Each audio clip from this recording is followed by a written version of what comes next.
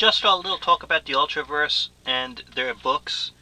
They were an early 90s company. If you saw my other video, very friendly. They would actually respond to you with a personal letter if you wrote them. Even gave you some free stuff. Just world-class public relations department. They lasted about 2 or 3 years, and then Marvel bought them, and they turned the company basically into crap. They put out subpar books. Then they canceled the line. Rumor is there's some contractual obligation that if they publish the Ultraverse characters, even though they own them and own the rights, they have to give a percentage fee to the creators of these characters. And it's pretty much an ironclad contract that Marvel can't get out of.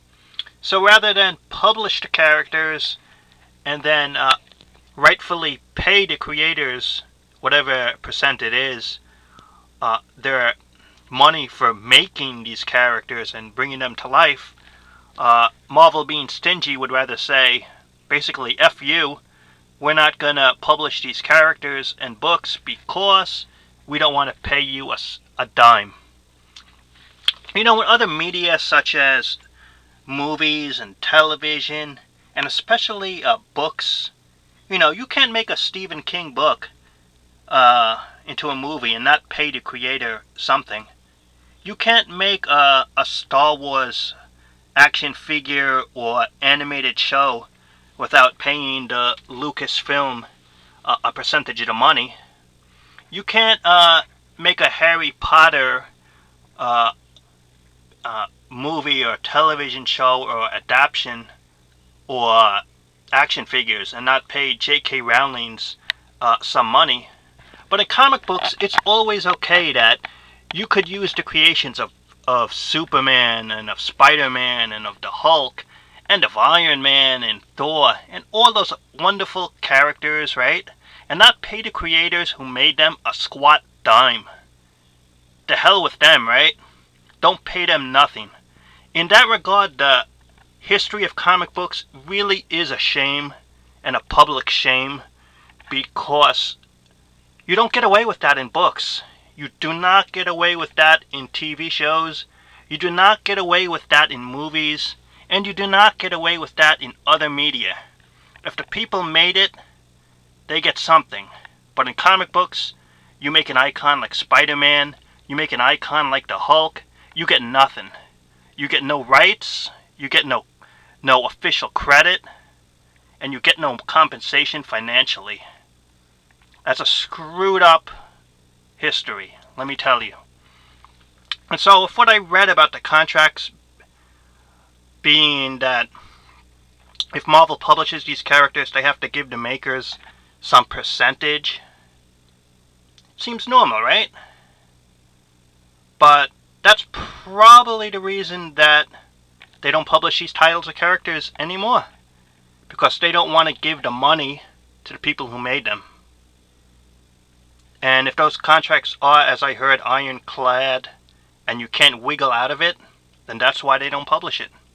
Simple as that. Because I just, and I heard a rumor that maybe that's not so, that legally, contract-wise, everything is okay and they can't publish it. But I really do wonder, since no one's talking, I do think it is the contract issue, because I'm pretty sure if Marvel had to pay nobody, absolutely nobody, to use these characters, I can pretty much feel that Marvel would absolutely publish these characters in comic books again, in some form or other. Why let these properties go to waste if you own them? As I said, just my theory, not backed up on any proof that I could prove to you, is that there's some type of contract thing going on. It's probably about money, and they sure as heck don't want to pay the creators a thin dime if they don't have to. So that's why you could probably find these books in the cheap bins. I know I did. Probably like a decade ago, I found a bunch of issues I didn't have in like the cheap bins, like quarter bins and 50-cent bins. But I really feel Marvel will not publish these books in trade paperback or in hardcover ever again. As I said, These books, the longest running series like Prime, lasted 26 issues.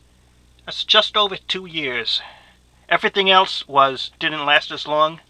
Then Marvel took over, rebooted it all, and basically turned all the titles into crap. And the Marvel subpar books lasted about a year or two, but they did not have the heart in it. And you could tell that it was like, just from reading it, like they disrespected it.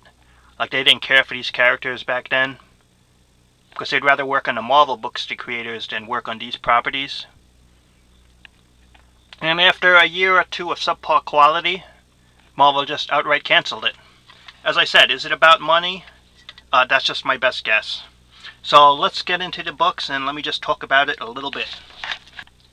Prime was one of their big hero books and one of their most popular characters.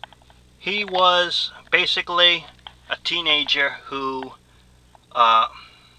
this like ectoplasmic stuff formed into his Prime look, his costume, and his skin would just shed and he would be a teenager again. And Prime would get different looks over the course of the run, such as this look, but all it was just an outer layer of skin. And it was really based on Captain Marvel, the original Captain Marvel idea about a teenager who could become an adult. You would think it was based on Superman, but it's not really. This one was called Hard Case, and it was really cool in that it was based on basically a Hollywood actor, and it was actually Simon Williams, also known as Wonder Man in the Marvel Universe, and his Hollywood lifestyle. But this was done right.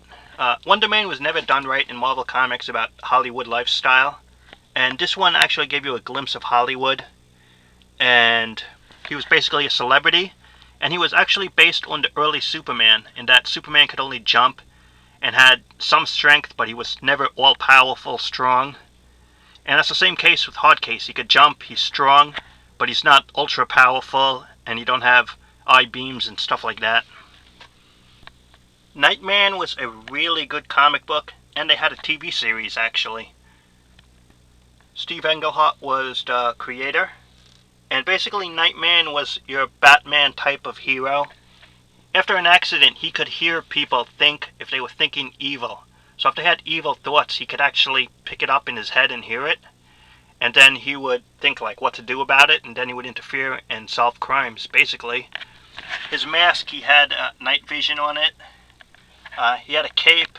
He had like a gray and dark blue costume. As I said, he was the Batman-ish or Batman-style hero. And Nightman was definitely a nice series. Really good stuff. And it lasted something like 24 or 26 issues. The Solution, that was one of the lesser-known team books that wasn't revolved around other characters in the Ultraverse. Freaks was basically their X-Men type book. It was, as I said, people who didn't fit into society. Freaks. I would consider it one of their lower tier books like Solution. Wrath and War Strike. Really good Punisher type books. War Strike was kind of like a Cable / Punisher, that type of action book. And Wrath was also one of those like vigilante heroes. I would say medium tier books. Not really high tier and not really low tier. Sludge was basically a blue muck monster. Sort of like the Hulk in style, but not quite. Prototype was one of their big heroes. He was sort of like Iron Man style.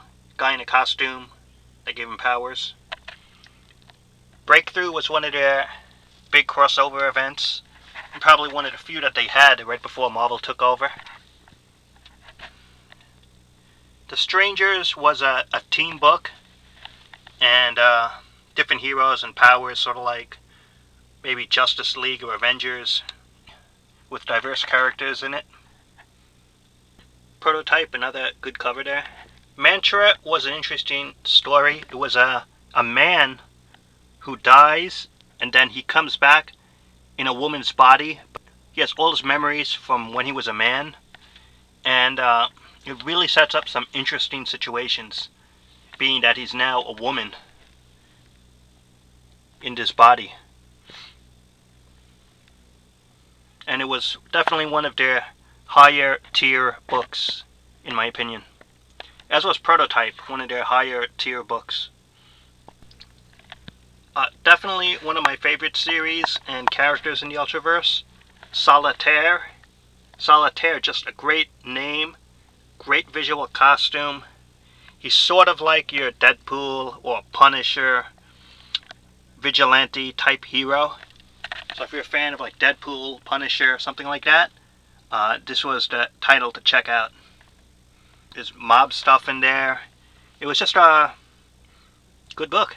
And definitely one of those good characters that's no longer published or around. The Ultraverse had some great villains that would make great villains for comic books even today. One in particular was Rune. He was an ancient vampire. He lived for thousands of years. He had these magic crystals, and he was all bad.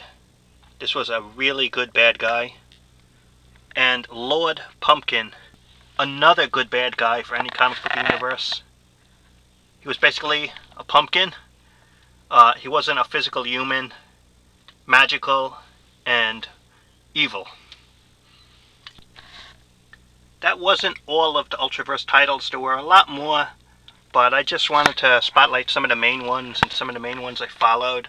They had some other titles and series that didn't last long, but I hope this gave you a little example of what was going on back then. And I will say one other thing about the Ultraverse. That's one of those companies that you think it would stick around, but probably, in my guess looking back, one of the reasons they failed was just my theory that they expanded too quick. They would publish, within a short year or two, they published probably over 10 books, over 12 different series, and it just seemed that they published, what's that word? Too fast, too soon. I really do feel that, looking back on it, that they expanded so many titles and so many different characters in books that publishing-wise, maybe they should have just published maybe a few series, maybe 6, maybe 8, and just stick to that. Don't publish 10, 12, 15, or however many monthly titles they had.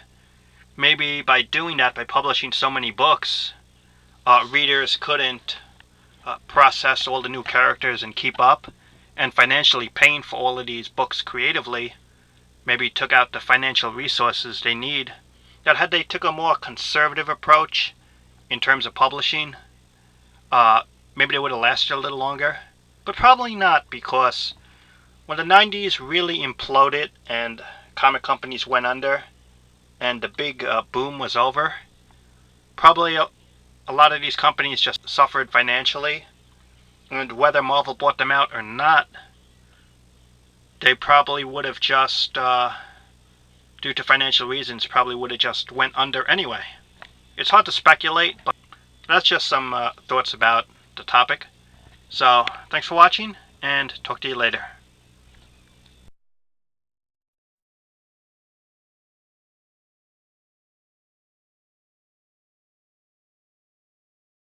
And one other fact I want to mention about the Ultraverse was they actually used high quality slick paper. All these years later, the pages have not yellowed. And I'd like to mention this because when they were using slick paper, Marvel Comics and DC were using the cheap newsprint paper still. That's right. While the smaller company like this was using the high quality paper, that still lasts, and the quality is good. The big two companies, squeezing every penny and every profit they could, were using the cheap newsprint paper. Even though they could have afforded better and given the fans better quality, they chose not to.